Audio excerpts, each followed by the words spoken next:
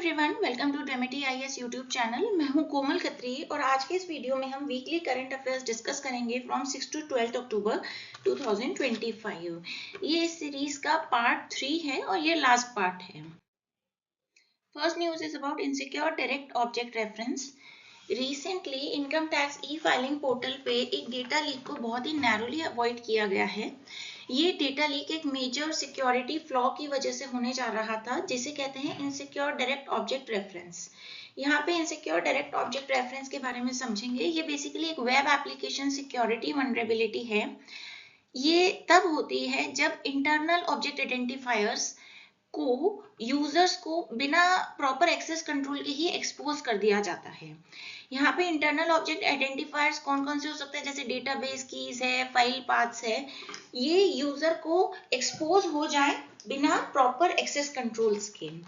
ऐसा कब कब होता है, जब यूजर का जो वैलिडेशन है वो इनएडिक्वेट या ऑथराइजेशन चेक्स प्रॉपर नहीं है। इसी वजह से इनसिक्योर डेटा ऑब्जेक्ट रेफरेंस का केस हो सकता है। It can also enable attackers or hackers to manipulate these identifiers as well as gain unauthorized access to sensitive data or perform unauthorized actions on the system. Next news is about Bharat Taxi initiative. India is set to launch Bharat Taxi, which is a cooperative based citizen centric national ride hailing platform, and it will align with the Digital India mission of the Indian government. Let's learn about Bharat Taxi initiative. It is basically a collaborative joint effort between National E-Governance Division, Digital India Corporation, Ministry of Electronics and Information Technology and Sehkar Taxi Cooperative Limited. ये पूरे भारत के लिए एक ऐसा mobility platform बनाने का M रखता है जो कि सिक्योर हो, सेफ हो, इंटरऑपरेबल हो और सिटीजन सेंट्रिक हो, यानी कि जिसमें नागरिकों की जरूरतों का, उनकी प्राथमिकताओं का पूरा ध्यान रखा जा सके। इसे डिजी लॉकर, उमंग ऐप और एपीआई सेतु के साथ इंटीग्रेट किया जाएगा, जिससे कि जो भी यूजर इसमें आके सर्विसेज अवेल कर रहा है उनकी आइडेंटिटी वेरिफिकेशन सीमलेसली हो सके, सर्विस डिलीवरी में कोई भी प्रॉब्लम ना आए। और ये जो प्लेटफॉर्म होगा ये बेसिकली गवर्नमेंट ऑफ इंडिया के डेटा प्रोटेक्शन नॉर्म्स को फॉलो करेगा और साथ ही साथ साइबर सिक्योरिटी स्टैंडर्ड्स को भी बहुत ही अच्छे से फॉलो करेगा। ये एक मल्टीलिंगुअल प्लेटफॉर्म होगा। ये अपनी तरह का पहला इनिशिएटिव है and it will be jointly promoted by leading cooperative and financial institutions like Amul, NABARD etcetera. Next news is about Sugamya Bharat app. Recently ministry of social justice and empowerment ने सुगम्य भारत ऐप के revamped version को launch किया है। सुगम्य Bharat app के बारे में जानेंगे। ये जो ऐप है ये सुगम्य भारत अभियान या एक्सेसिबल इंडिया कैंपेन के अंडर लॉन्च की गई। ये बेसिकली गवर्नमेंट ऑफ इंडिया का एक फ्लैगशिप इनिशिएटिव है जो दिव्यांगजन और एल्डरली सिटीजन्स के लिए एक्सेसिबिलिटी इन्हांस करने के लिए बनाया गया है कि सभी तरह की फैसिलिटीज उनको अवेलेबल हों। ये बेसिकली एक सिटीजन लेड प्लेटफॉर्म है और इंडिया के पब्लिक स्पेसेस को ज़्यादा इंक्लूसिव बनाने का काम करता है कि चाहे वो डिसेबल्ड लोग हों, चाहे वो बुजुर्ग लोग हों, सभी तरह के लोगों के लिए ये पब्लिक स्पेसेस एक्सेसिबल हो सके। और ये लॉन्च किया गया था department of empowerment of persons with disabilities under ministry of social justice and empowerment के द्वारा। यहाँ पे बेसिकली इसके कुछ फीचर्स हैं, तो वो फीचर्स देखते हैं। ये बेसिकली अलाउ करता है यूजर्स को कि वो अलग अलग पब्लिक स्पेसेस को कि वेदर वो एक्सेसिबल हैं डिसेबल के लिए, एल्डरली पीपल के लिए या नहीं, उस अकॉर्डिंग उन्हें लोकेट करें, रेट करें। साथ ही साथ ये एक वन स्टॉप प्लेटफॉर्म है जिसमें कि सारे गवर्नमेंट स्कीम्स या स्कॉलरशिप्स, बेनिफिट्स, एम्प्लॉयमेंट अपॉर्चुनिटीज, सभी तरह की जो इंफॉर्मेशन है इससे रिलेटेड वो एक ही पोर्टल पे मिल जाती है। इसके साथ साथ दिव्यांगजन के लिए जो भी जॉब अपॉर्चुनिटीज हैं या एजुकेशन से रिलेटेड अपॉर्चुनिटीज हैं, चाहे वो गवर्नमेंट में हो या प्राइवेट सेक्टर में हो, वो भी यहाँ पे उनको प्रोवाइड की जाती है। ये ऐप ग्रीवेंस रिड्रेसल के लिए भी बहुत ही अच्छा काम करता है, जिससे कि जो भी पब्लिक स्पेसेस अगर एक्सेसिबल नहीं है या वहाँ फैसिलिटीज अच्छी नहीं है, सर्विसेज अच्छी नहीं है, इंफ्रास्ट्रक्चर अच्छा नहीं है, तो इसके लिए आप इसमें जाके ग्रीवेंस रिड्रेसल मैकेनिज्म के थ्रू कंप्लेन भी कर सकते हैं अपनी। अभी जो रिसेंटली रिवैम्प्ड वर्जन लॉन्च हुआ है उसमें एआई पावर्ड चैटबॉट सपोर्ट को भी इंक्लूड किया गया है, जिससे कि वो यूजर्स को रियल टाइम में असिस्ट कर सकें। And it is available in 10 languages, 10 अलग अलग भाषाओं में ये अवेलेबल है. Next news is about green sea turtle. Recently, IUCN Red List status of green sea turtle is changed from endangered to least concern. तो आप देख सकते हैं कि ये जो इम्प्रूवमेंट हुआ है ये किस वजह से हुआ है, क्योंकि इसके लिए जो भी कंजर्वेशन एफर्ट्स लिए गए थे, जो भी मेहनत की गई थी, वो भी रंग लाई है. ग्रीन सी टर्टल्स के बारे में जानेंगे. They are the largest hard shelled sea turtle and they are omnivorous. ये बेसिकली कीस्टोन स्पीशीज होती है ट्रॉपिकल मरीन इकोसिस्टम्स की. Keystone species are basically those species that have a disproportionately large impact on their environment in comparison to their abundance, and this also significantly influences the structure and function of the ecosystem in which they are living.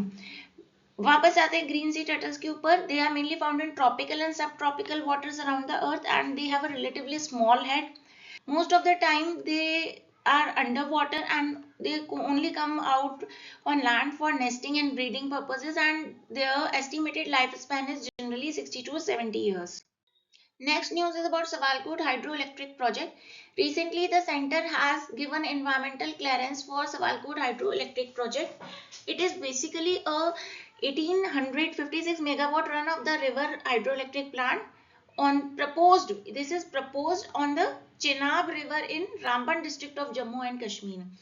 और जब ये बन जाएगा then it will be the largest hydroelectric project in Jammu and Kashmir and one of the biggest in North India. इसे कौन बनाएगा? It will be built by National Hydroelectric Power Corporation NHPC and its total cost will be rupees 31,380 crore. यहाँ पे ये भी देखना है कि इंडस वाटर ट्रीटी 1960 में जो वेस्टर्न 3 रिवर्स पाकिस्तान को एलोकेट हुई थी, इंडस, झेलम एंड चेनाब, तो यहाँ पे ये प्रोजेक्ट चेनाब में से हम जितना वाटर मैक्सिमम यूटिलाइज कर सकते हैं उसमें भी हमारी मदद करेगा. चेनाब रिवर के बारे में जानेंगे. It is basically a tributary of Indus river. Sindhu नदी की ये ट्रिब्यूटरी है और ये हिमाचल प्रदेश के लाहौल और स्पीति डिस्ट्रिक्ट्स में दो अलग अलग छोटी छोटी नदियां चंद्रा और भागा से मिलकर बनती है. ये हिमाचल प्रदेश के बाद जम्मू कश्मीर से होते हुए पाकिस्तान में जाती है, जहां पे ट्रिमू एक जगह है उसके पास में झेलम रिवर इसको ज्वाइन कर लेती है. और चेनाब रिवर जो है वो फाइनली बाद में आगे बढ़ती है तो रावी रिवर इसे ज्वाइन करती है और चेनाब सतलज में जाके मिल जाती है. चेनाब की लेफ्ट बैंक ट्रिब्यूटरीज है नीरू, तावी एंड लिडारी एंड इसकी राइट बैंक ट्रिब्यूटरीज हैं आज भूतनाला, बिचलेरी, कलनाई, मरुसूदर एंड मियारनाला.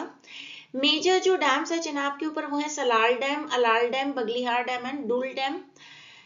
यहाँ पे जो भी चेनाब का वाटर है वो इंडस वाटर ट्रीटी के अकॉर्डिंग ही शेयर होता है इंडिया और पाकिस्तान के बीच में.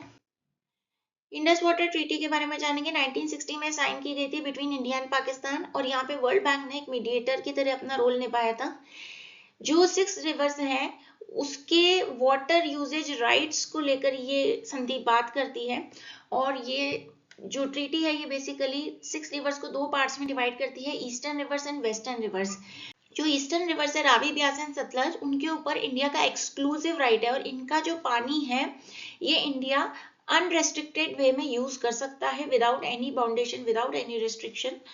जो वेस्टर्न रिवर्स है इंडस, झेलम एंड चेनाब वो प्राइमरली पाकिस्तान को एलोकेट की गई हैं और इंडिया इसमें से बहुत ही सीमित जो है मात्रा में पानी का इस्तेमाल कर सकता है, बट मेनली वो पानी पाकिस्तान को ही अलॉट किया गया है. International telecommunication union.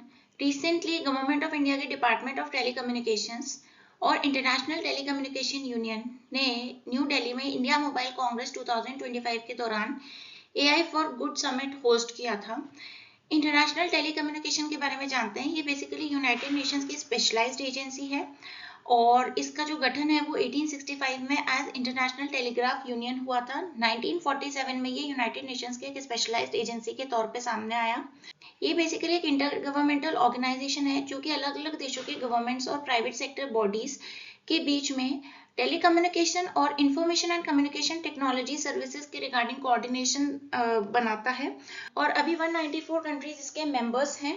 साथ ही साथ 1000 कंपनीज, यूनिवर्सिटीज, इंटरनेशनल और रीजनल ऑर्गेनाइजेशंस भी इसके मेंबर्स हैं. इंडिया भी इसका एक एक्टिव मेंबर है और इसकी हेडक्वार्टर्स जिनेवा, स्विट्जरलैंड में लोकेटेड है.